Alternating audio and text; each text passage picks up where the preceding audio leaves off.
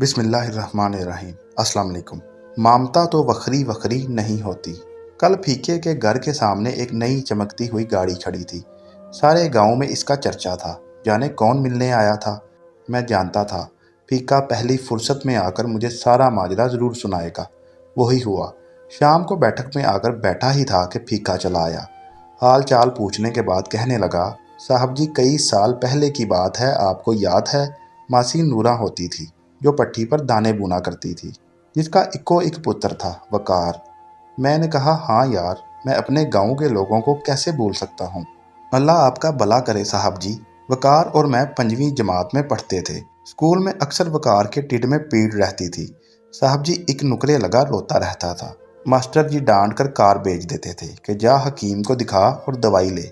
एक दिन मैं आधी छुट्टी के वक्त वकार के पास बैठा था। मैंने अम्मा के हाथ का बना पराठा और अचार खोला।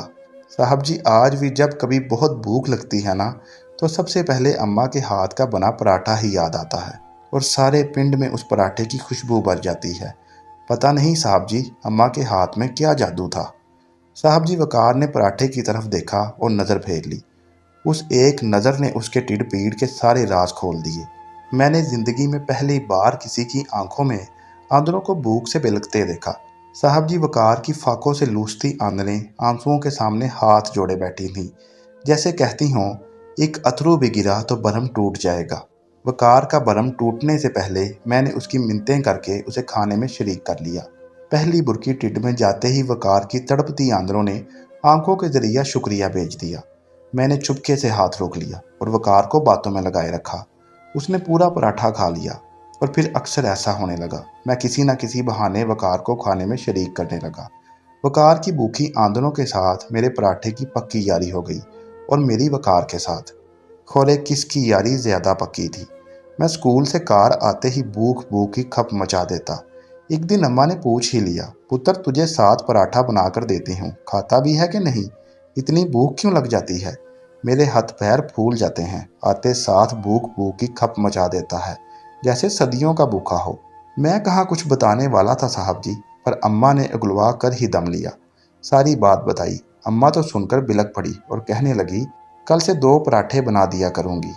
मैंने कहा, अम्मा पराठे 2 हुए तो वकार का भरम टूट जाएगा। मैं तो कार आकर खा ही लेता हूँ। साहब जी उस दिन से अम्मा ने पराठे के वल बढ़ा दिए और मक्खन की मकदार भी।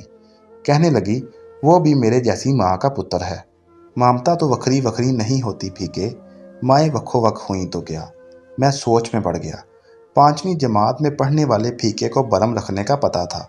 बरम जो ज़ात का मान होता है, अगर एक बार बरम टूट जाए तो बंदा भी टूट जाता है। सारी ज़िंदगी अपनी ही किरचियाँ इकट्ठी करने में गुजर जाती है और बंदा फिर कभी नहीं जुड़ पाता। फीके को 5वीं जमात से ही बरम रखने आते थे। इससे आगे तो वो पढ़ ही नहीं सका था और मैं पढ़ा लिखा आला तालीम याफ्ता। मुझे किसी स्कूल ने बरम रखना सिखाया ही नहीं था। साहब जी इसके बाद अम्मा बहाने बहाने से वकार के कार जाने लगी। देख नूरा साग बनाया है, चख कर बता कैसा बना है।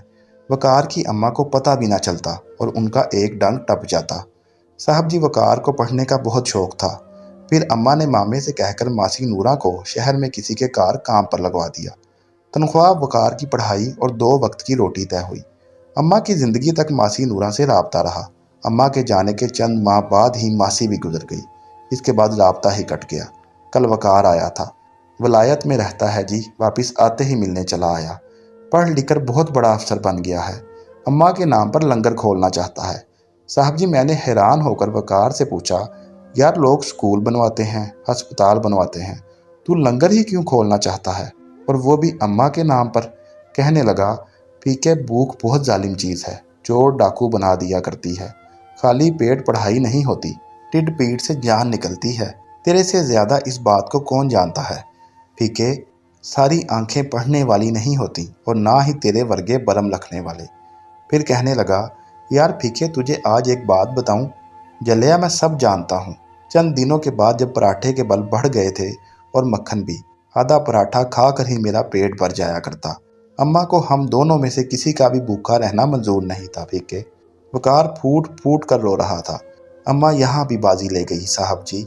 और मैं भी सोच में डूब गया कि लूसती आंदरों और पराठे की यारी ज़्यादा पक्की थी या फीके और वकार की।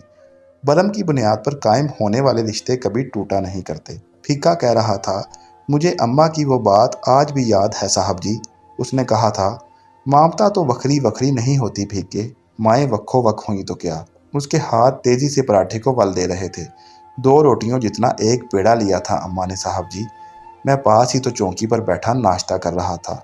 रोटी बेलते बेलते नमाज का सबक पढ़ाती, मेरे साथ निकियां निकियां गल्लां करती, आज भी वेड़े में फिरती नजर आती है। फीका माँ को याद करके रो रहा था। सूरज की पहली किरण जैसा रोशन चेहरा था अम्मा का साहब जी। बातें करते करते फीका मेरा हाथ पकड़कर मुझे उस पल में ले गया और एकदम मेरे सामने किसी पुरानी फिल्म की तरह सारा मंजर ब्लैक एंड वाइट हो गया। जिंदगी के कैनवस पर सिर्फ एक ही रंग बिखरा था, ममता का रंग।